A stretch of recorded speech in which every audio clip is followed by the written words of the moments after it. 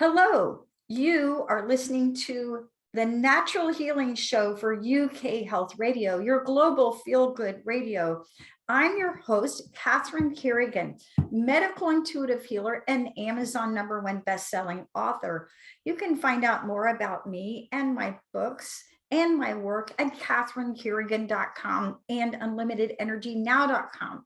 While you're there, definitely sign up for my newsletter so you can learn even more about how you can heal yourself naturally. Now, our guest today is Kim Coots. Kim Coots is a grief coach, a medium, and an ordained minister. You can find out more about Kim Coots and her wonderful work at her website, kimcoots.com. Welcome, Kim Coots.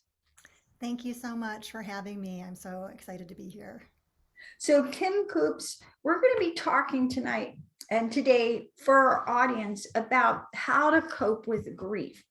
And during the coronavirus pandemic, this is a bigger issue than usual because globally, at this counting, almost 6 million people all over the world have died from COVID, not counting all the losses that we've experienced due to deaths of despair from all the changes of everyone having to cope. So will you share for our audience, how did your personal journey with grief begin? Well, my journey with grief was actually kind of three things that happened in a row. The first being on July 3rd, 2020, my 26-year-old daughter and only child died unexpectedly from a drug overdose. Oh, A drug that was spiked with fentanyl.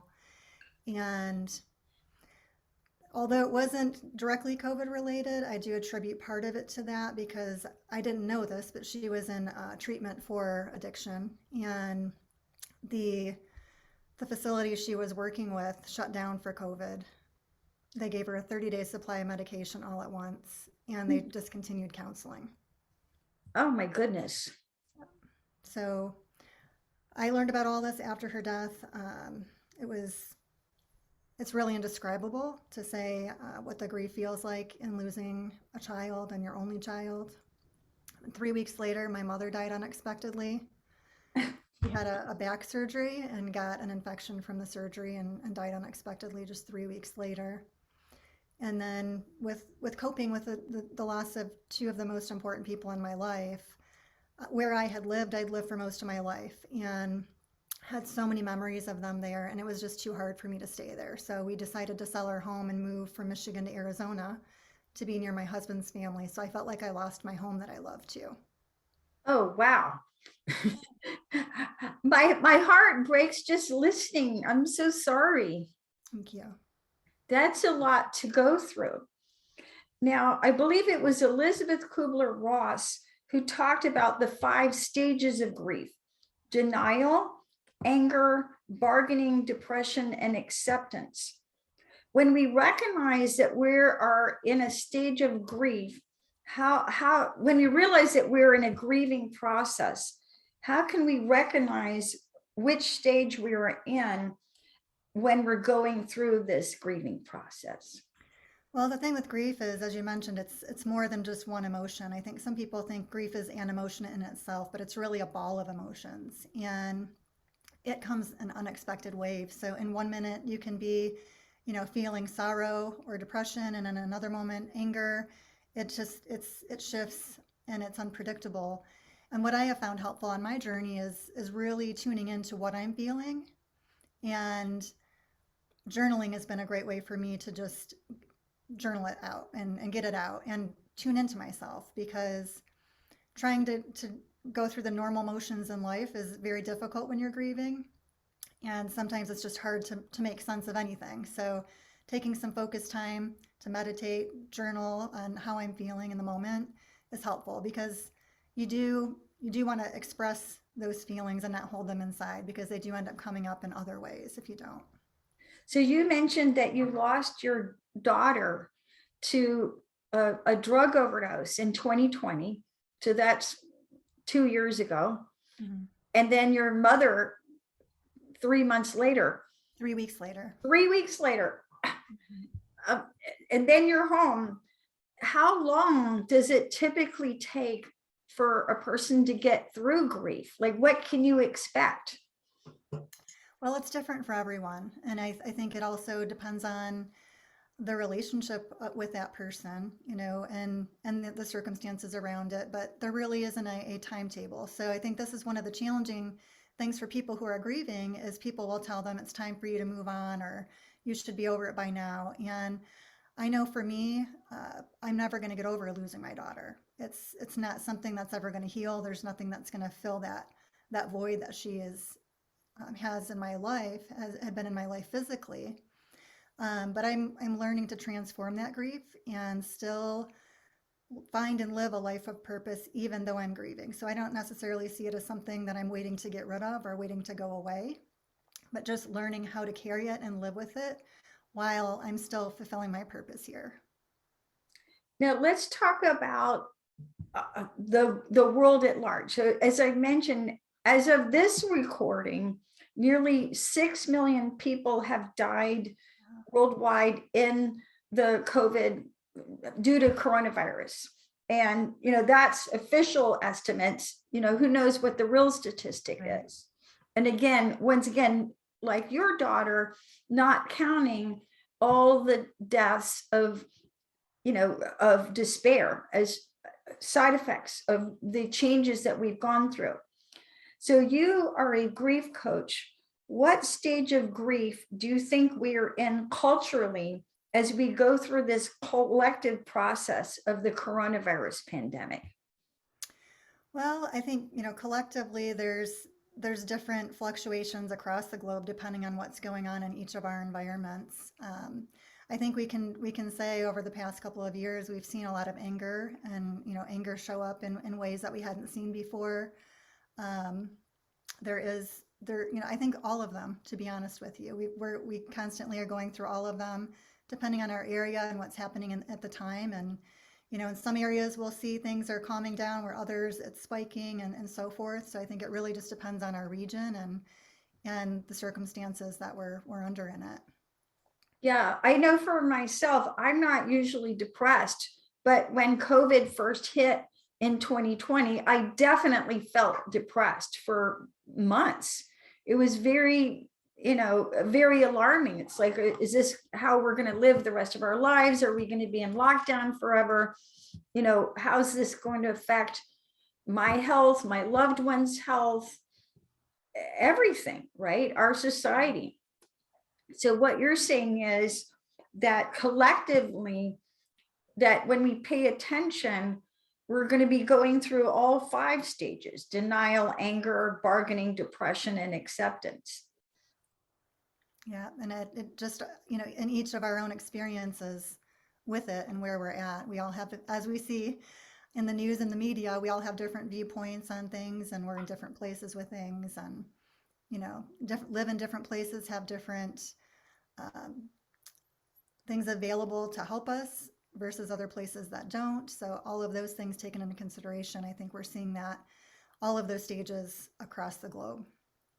Now, I really appreciate that what you said is that you feel like people think grief is one emotion, but it's really a ball of emotions. Mhm. And I think when people who are not in the grieving process read about grief and they think, okay, well, I'm going to go through this 5-stage process. Is it really common for people to go through each stage one at a time, or is it just all those stages happening all at once? And That's a great question. And I would say it's different for everyone. But what I have found in working with people and in my own experience is that it is not linear. So it's not you're in this stage and now you're going to progress to this stage. It really fluctuates, comes and goes. I'm almost 2 years from my daughter's anniversary when she transitioned, and I still go through all of those stages. And it happens kind of unexpectedly. Things can trigger it. Um, you know, Dates can trigger it. Seeing something can trigger it. A dream can trigger it. So it's just, you know, I think it's going to be different for everyone, but in my opinion, it's not linear. great observation. So Kim Coots, grief coach, medium, and ordained minister. What grief support methods did you find were common And how were you disappointed in that? Yeah, I found that in searching for grief support, because I had never gone through a loss like this, I'd had grandparents pass, which I had expected and grieved them and was expecting it. In this case, I really felt like I needed some support to help me with it. And I reached out to several of the common mainstream things like grief support groups, which I found being with other people that are going through the grieving process, it's helpful because we have an understanding of each other, where it seems like people who haven't had a significant loss don't seem to understand. But at the same time, it's almost like keeping you depressed because you're around that energy. And some grief groups are not about uplifting people in it. It's more expressing the what I call the lower emotions of grief, and it can feel like you're kind of staying there. So that I didn't find very helpful for me.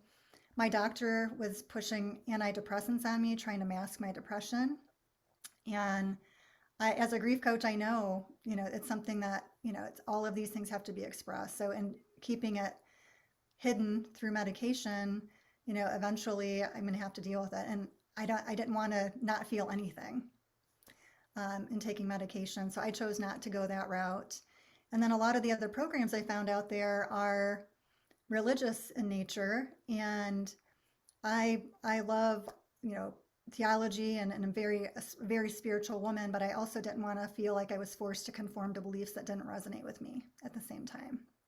So those are kind of some of the common mainstream things, and they didn't resonate with me, and I felt like I was more staying in the ego level of things rather than I'm as a spiritual woman, I'm more looking at things from a spiritual or soul perspective, and working on healing from that level. Now, as we talked about, during this time, there have been deaths from COVID, almost 6 million around the world, the US being the leading, I think nearly 1 million deaths so far, over 900,000 as of this recording. And then there are deaths as a result of the emotional reactions to the changes that we've all experienced. And how do many people, for example, during this time have committed suicide? One of my dear friends had a nephew recently just commit suicide, actually last week. How can we recover and deal with the grief if we've lost a loved one due to suicide? Well, again, I think this goes back to what people believe in, and when a suicide happens, what I have found in working with people who have experienced the loss of someone through suicide is there's so many different beliefs out there around it. And what I find helpful for people is really tuning into what their beliefs are and getting whatever support resonates with their beliefs. And this can be an even bigger point of pain for people who are going through this tragedy already, for other people to say negative things about it, or share their beliefs if it's not asked for. So for people who are experiencing that, my heart definitely goes out to them, and I would invite them to really tune into what they believe in, and if they're not sure on it, to explore that, and not worry about what everyone else is saying, because there's a lot of different opinions out there around it. So Kim Coots, when you're referring to beliefs about suicide, are you referring to suicide is wrong, or it's against my religion, or what sort of beliefs are you referring to? Yeah, so what happens to people when they die from suicide is one of the common things that are, I think, go through people's mind is I mean, when my daughter died of a drug overdose, the first thing I thought of was, is she safe? Is she okay in her transition? And I needed to know that. I needed to know that she was safe.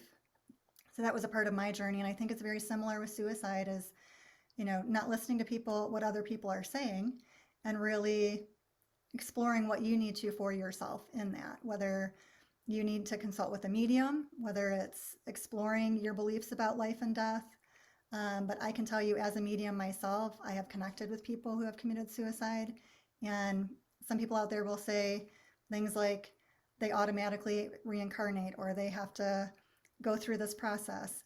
I don't find that to be true for, I can't say everyone, but there are definitely spirits that I've connected with, or people on the other side I've connected with that have committed suicide and are in a good place. And I think there's a big stigma around it where this is, a call for us in society to really look at how we view it and how we can support people who are going through that process of losing a loved one from suicide.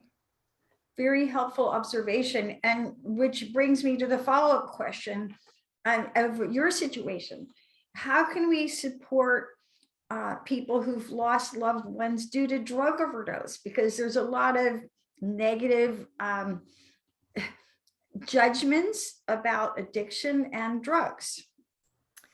There are, I mean, the stigma around it is for people who are struggling with addiction before they've passed.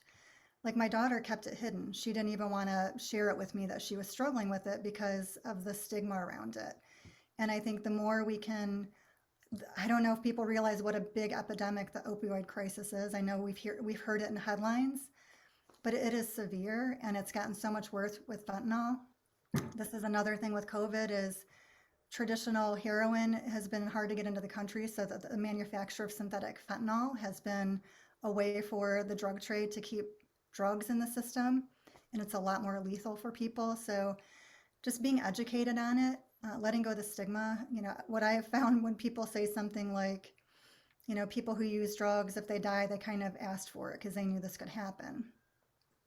We could say that of anything. People who don't eat healthy and die of a heart attack, which is very common. All of these other things. It's just having that compassion for the experience that people are going through, educating ourselves around it, and really being aware of what is going on in the world and why, and letting go of that stigma. Well, one of my 10 books is called The Difference Between Pain and Suffering. And the reason that I wrote that book and published it before was because before the coronavirus pandemic, drug overdose was one of the leading causes of death, or my bad. Before the pandemic, drug overdose was the number one leading cause of death for Americans under the age of 50, which is something that a lot of people don't know. And then again, like you said, the pandemic has literally changed everything. So one of the reasons I wrote that book is how can we deal with our pain and suffering without drugs, which is part of what we talk about here at the Natural Healing Show. Now, going back to your experience with grief, Kim Coots, as a grief coach, what natural healing methods did you turn to instead to deal with your grief? Because you were talking about what didn't work for you. Yeah, so some of the things that I did, well, the first thing that I did was, as I mentioned, I needed to know my daughter was okay in her transition and where she was at. Mhm. And although I'm a very spiritual woman, I really felt uncomfortable about communicating with people on the other side. It was just something I never had to explore. I didn't really know what I felt about it, but for some reason I was uncomfortable about it. And I'm attributing that to being in the corporate business world for 25 years, being in, a fact-based, data-driven world. A lot of what I've seen about mediums, which are people who can communicate with those on the other side, are through horror movies or scary TV shows, and I kind of just felt like skeptical around it and not really sure of it. But when my daughter died, and I wanted nothing more than to still have a connection with her and make sure she was okay, I began studying mediumship, and that was probably the biggest thing that got me on the right path to hope and healing, because it gave me proof that I still could connect with my daughter, that she was okay on the other side, and that the other side does exist. So that, I would say, was the first and most important thing for me. And that opened the doorway for me to explore other things. In the past, I had struggled with anxiety and corporate burnout in my corporate career.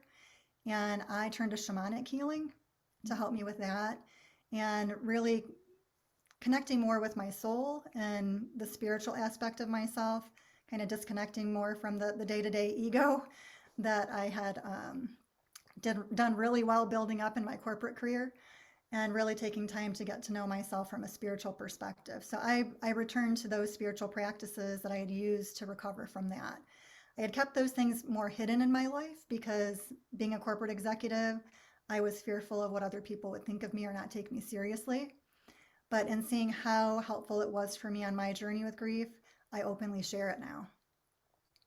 Yes, and this is my view, not that I know anything and not that I'm right, but as a medical intuitive healer, I talk about the 5 levels of healing: the physical body, the energy body, which includes your chakras, your breath, and your acupuncture system, the emotional body, which is the largest part of any of us, your mind, which is your thoughts and beliefs and your mental programming, and then your soul.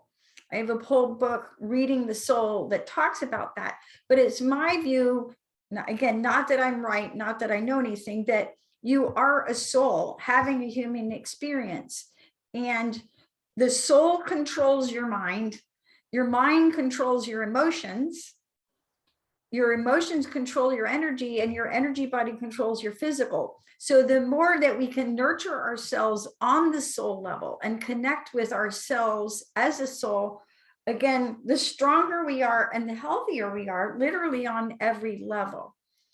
So you talked about getting back into your spiritual practices.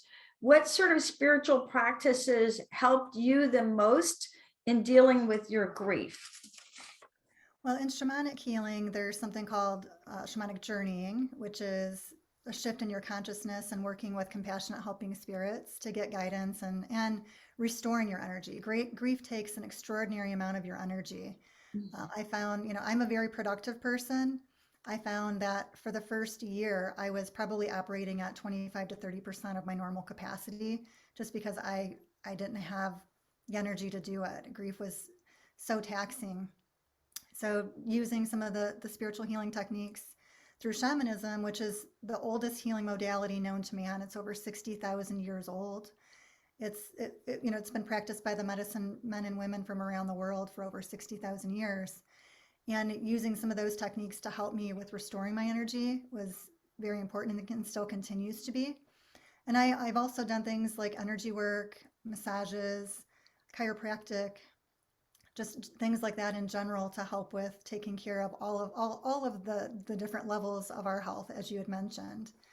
Those are important things to me. Music has been incredibly important. Um, I created soundtracks to listen to. I'll go for a walk, spend time in nature listening to music. That helps me express my emotions and feel things. I also bought a handpan drum because it sounded beautiful, and I'm not musical at all, but I do find that helpful to just engage in something like that. And your comments are so nurturing. I've forgotten to take a break from our very important commercial sponsors here at UK Health Radio. So hang on, we'll be right back and hear more from Kim Coots, grief coach.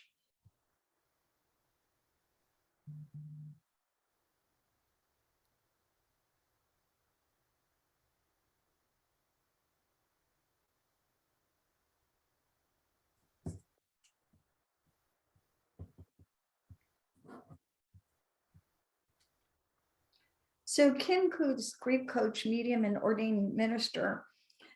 From your experience, how does grief affect our body, our physical body? Because you talked about after having these huge losses, you were operating the first year at about 20% energy, which I would say that's pretty good. That shows you really took care of yourself, I think. Well, at first, not so much. I resorted to like drinking wine every night and eating comfort foods, and I had to use sleeping pills for a bit because I just could not sleep, and found myself on the wrong path with those habits, and knew I needed to shift that.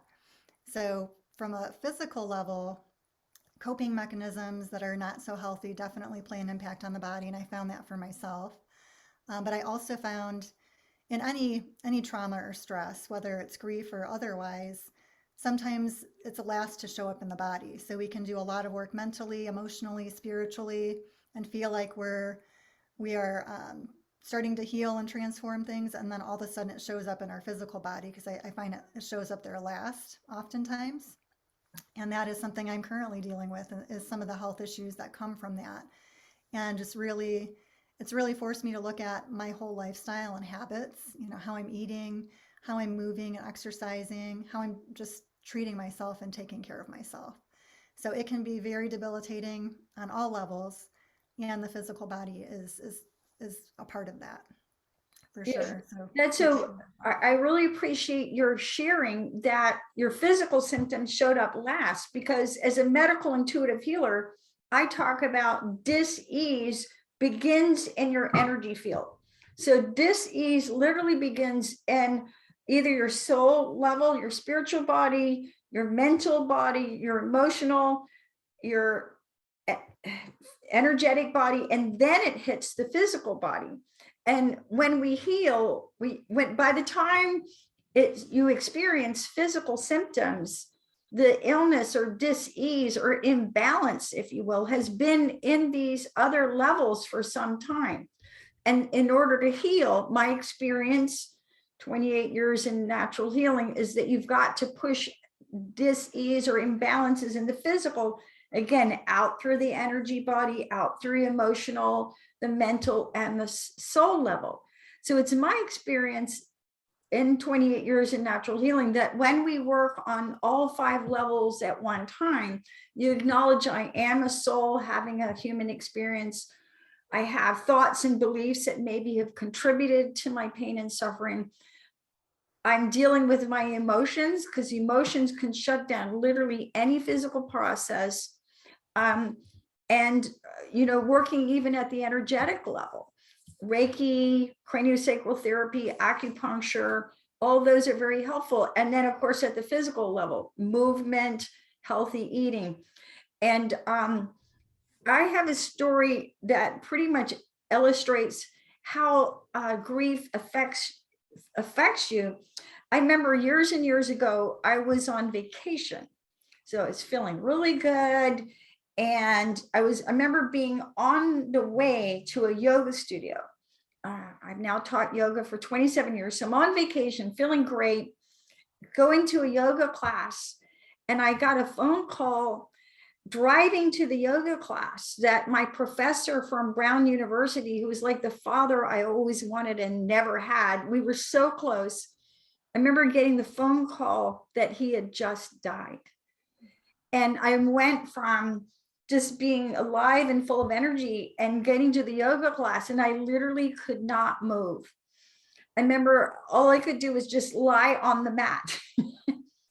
And so that sudden news affected me energetically, emotionally, mentally, and at the soul level. I just felt this huge heartache. So it can have this huge instant impact that, as you talk about, takes time to move through. Now, Kim Coots, so you lost your daughter and your mother. If you could only share one thing with people who've lost a loved one, what would you want them to know? If I could only share one thing, what I would want people to know is that their loved ones on the other side really are still with them, and the other side does exist. As a skeptical person of that and someone who felt uncomfortable about it, that has been my biggest quest in these last 2 years. And I can say without a doubt that it's true. And just knowing that, I think can give people hope to continue living after loss and finding the courage to live with purpose, even though they're grieving.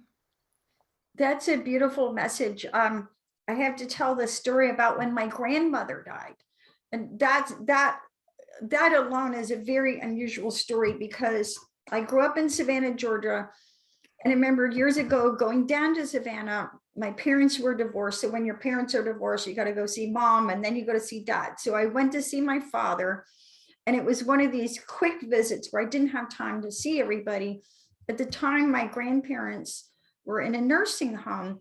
And I remember being in church with my father. And all of a sudden, a wave of grief came over me. And I started crying. I wasn't just weeping.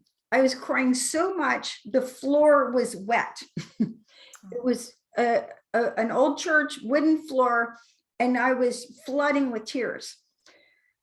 Now, at the time, I didn't know why I was crying. All I knew was that I was just overcome with grief, and I was very embarrassed about it because there was no ostensible reason that I should be crying. So I got in my car, drove back to Atlanta, Georgia, where I live. And as soon as I got home to Atlanta, I found out that my grandmother had just died. And of course, I was so in love with my grandmother. If I known that she was dying, I would have been by her side. And probably, as you can attest as a grief counselor, I also feel that when people make their transition, they kind of know. And if certain people are there, they're not going to leave when you're there. Yeah. So I know that my grandmother needed me to not be there.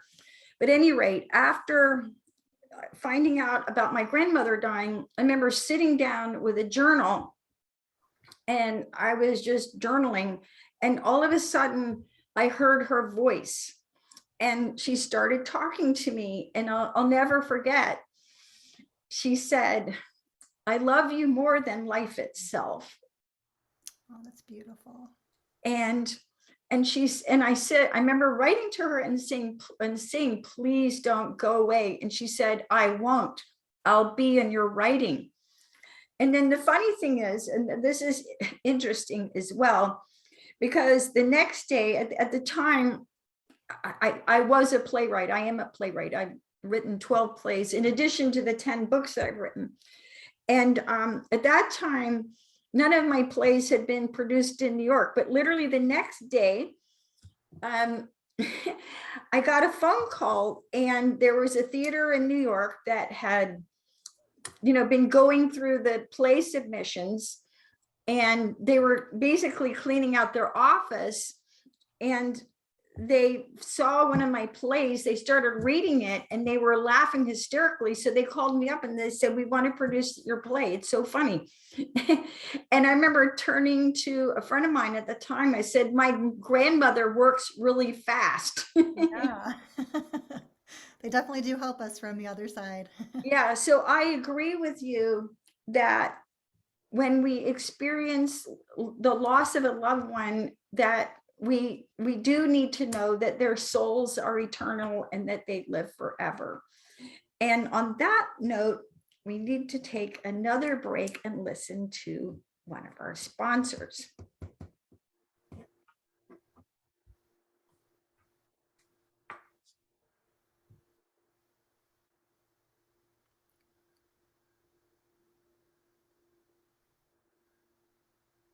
So Kim Coots, in addition to being a grief coach, you're also a medium and an ordained minister.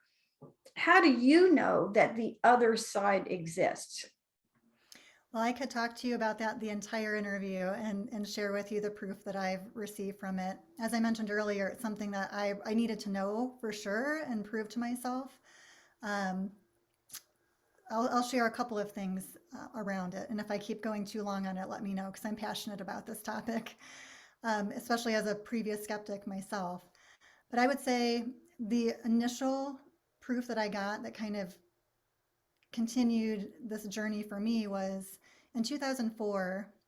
My grandfather, who died when I was 6 years old, came to me in a dream. It was a very vivid dream. It felt very real. And my grandma was like my mom to me. And he said, "Your grandma's going to be dying soon, but I want you to know she's going to be okay. I will be there to greet her, and she's going to be happy on the other side. But I just wanted to let you know this." I woke up and I was bawling. I'd never had anything like this happen before. I cried for days. I told my grandmother about it. 2 months later, she died unexpectedly. So I had some sense of, is this a coincidence that I had this dream? But I felt a little comfort in knowing that maybe it was him and she's okay. In May of 2020, that same grandmother came to me, and I was awake this time, and I just felt her presence, and I felt this message from her that there was going to be death in my family. Everything would be okay. She would be there to greet them. And I didn't know who she was talking about, where the first time I knew it was my grandma. 2 months later, my daughter died unexpectedly. And then my mother 3 weeks later. So I don't know if because it was multiple deaths coming, that's why I couldn't discern what message she was sharing. But I assumed it was my fear because COVID was happening at the time. May of 2020, it was pretty new still. And I had fear for my family that were high risk for it. So those two visits to me were really important because I felt a sense of comfort. I don't see them as warnings. I see them as those were really, really, really significant losses for me on both occasions. So to receive that from my loved ones in spirit ahead of time to kind of let me know, I think was a part of this path for me. And then my study of mediumship. I wanted proof, and in my training, I've been studying mediumship for the last 2 years, and in my advanced studies now, I'm doing readings for other people. And to be able to bring evidence forward and give them messages that there's no way I could have known is further proof for me, in addition to all of these beautiful signs I'm receiving from my daughter. So I could go on for the whole interview on the different signs and different things that I have experienced in this quest. Now, we've had other mediums here at the Natural Healing Show for UK Health Radio, and one of the things they talk about is that you really need to wait a period of time before working with a medium to contact a person on the other side, a soul on the other side. What is your recommendation about how long does a person need to wait before contacting someone on the other side? Because again, I heard from my grandmother literally the day she died and continued to hear from her. There's no exact number, but a common suggestion for mediums is to wait 3 months because it gives their loved one time to fully transition. And it takes energy for our loved ones in spirit to come through because they're vibrating at a much higher frequency than we are. They don't have a physical body holding them down like we do. So they have to almost lower their frequency to connect with us, where we need to raise ours. And mediums really do focus on being able to raise their vibration and their frequency to connect with loved ones in spirit. So 3 months is the rule of thumb, so to speak, for it in going to a medium for a reading. However, what I have found is that some people receive signs right away, like I did with my daughter. I received signs 2 days after she passed. My mother, however, it took a year for me to receive signs and connect with her. Will you So, share for our audience, if you will, what signs did you receive immediately from your daughter? well, the first sign that I received from her was through birds and animals. Those are common signs that people will receive as from winged animals behaving differently. So Kira and I, my daughter's name is Kira. Her and I had this love of bats. I know it sounds funny, but we really appreciated their how they affected our ecology, and they were going through a lot. So we would be supportive of that. But we would send each other these little pictures of baby bats on Facebook. And the 2 days after she had passed, I went out, let my dogs out early in the morning. It was about 5 o'clock in the morning, and there were two bats flying above my head. And bats don't come out in the morning. So it was really, I knew it was a sign from her. I saw a huge double rainbow a couple days later. A couple days later from that, I was driving to the funeral home to drop off her pictures and the two song choices that I had to give them for her tribute video. Couldn't decide on the second song. On the way to the funeral home, all of my radio stations went out except for one station. And that one station that came in was the song that I called her song, because I always thought of her when it played, and I would sing it out loud. And it was Sweet Child of Mine from Guns N' Roses. And I just knew that was her. I had to pull over because I was just so, it was so profound. And I knew that she was telling me to use that song in her video. Oh, that is amazing. I have a story about my grandfather, and it has nothing to do with death per se, but years ago, I remember in my early 30s, I had some health challenges. And I remember a doctor said, well, you really need to go to a cardiologist. So I was kind of nervous.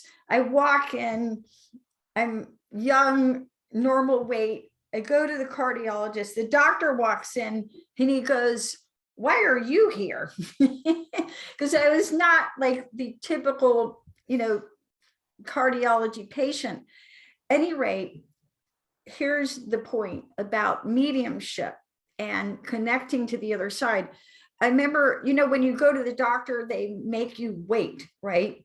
So they put you in like a paper garment and you're sitting there. And at any rate, I saw my grandfather as clear as day.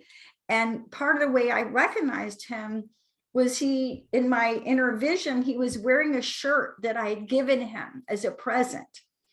It was a little plaid shirt that I'd given him. And I had a vision of him, and he was patting my hand, and he was like, everything's going to be okay. And of course it was. But I do believe that our loved ones in spirit, and I'm sure you can share from your experience also as a medium, they're around us. And, you know, not just in times of these intense dramas, but they're here and they can comfort us.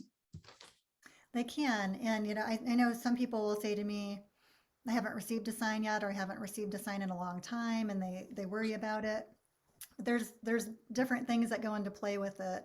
It's not necessarily that they can't connect or not.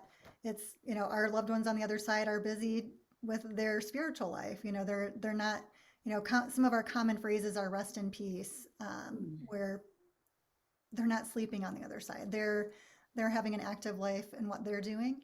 And, they're not always able to connect when we want them to. The way that our frequency is and what we're going through also plays a part of that. As I mentioned, they have a different frequency than us, and we have to kind of raise our frequency as they lower theirs to connect. And it takes them energy to send us physical signs that we might receive, like lights flickering. My daughter likes to flicker the lights in the house, but I imagine that takes some incredible energy to do that. What are some of the common signs that people may receive that they could know it's their loved ones on the other side trying to communicate? Well, in answering that, I want to also add in there that as I was researching these signs, and looking for proof around it, research shows that over 60 million Americans report of after-death communication, or ADC. And a lot of the common signs are, as I mentioned, winged animals behaving a little bit differently. Not that they're erratic or weird, but they just might behave differently. Like when my daughter, on my daughter's funeral, when I got home, a hummingbird flew up to me and was just hovering my face for what seemed like minutes. I really just felt love and presence with that. And that's not normal for a hummingbird to fly up to your face and just stare at you for a period of time. And I have to interject for our audience. In shamanism, hummingbirds are signs of tireless joy. Yes. Yes. But butterflies are common. Feathers in odd places that you might find. Some people see messages on license plates that just randomly show up in front of them. Dream visits are really powerful when they happen. It feels so real. You can feel the emotion. It feels like you're really with them. Rainbows, finding coins in odd places, things of significance. So if there's a symbol that is significant to you, sometimes our loved ones on the other side will communicate through symbolism, like seeing a specific symbol at a certain time and you feeling the meaning to it could be a sign as well. Very powerful information. So when we go through these significant losses, and it can be so painful to lose someone that we love, and we definitely want to communicate with them, like you said, you wanted to know your daughter was okay. Do loved ones on the other side want to communicate with us? They do. I haven't found anyone that said I don't want to communicate with my living loved one. And all the readings I've done, never had that experience. So our love exists. Our love transcends death. It transcends everything. So that love is still there. And even if you didn't have closure with someone before they transitioned, you can still communicate with them, give and receive love.